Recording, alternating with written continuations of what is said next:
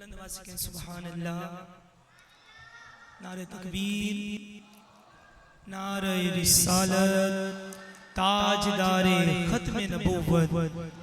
माशाअल्लाह तिलावत कलाम पाक से इब्ला हाफिज़ कारी मोहम्मद बाज़ार अहमद बानी आज की इस बाबरकत महफिल का बाकायदा आगाज़ फरमाने की सादत हासिल कर रहे थे। अल्लाह ताला इनका पढ़ना हम तमाम का समाअत करना अपनी पाक बारगाह में कबूल मंजूर फरमाए कि तमाम सलातीने आलम अपनी जगह है, तमाम सलातीने आलम अपनी जगह है, तो आलम का सुल्तान अपनी जगह है।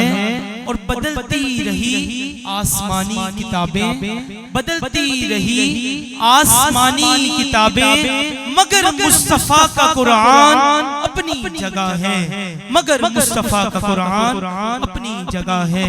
हमदे बारी ताला और नाते रसूल मकबूल सल्लल्लाहु तआला अलैहि वसल्लम पेश करने के लिए मोहतरम सनाखा मोहतरम जनाब मोहम्मद नसरुल्लाह नक्शबंदी से तशरीफ लाए और हमदे बारी ताला और नाते रसूल मकबूल सल्लल्लाहु तआला अलैहि वसल्लम पेश करने की सआदत हासिल करें।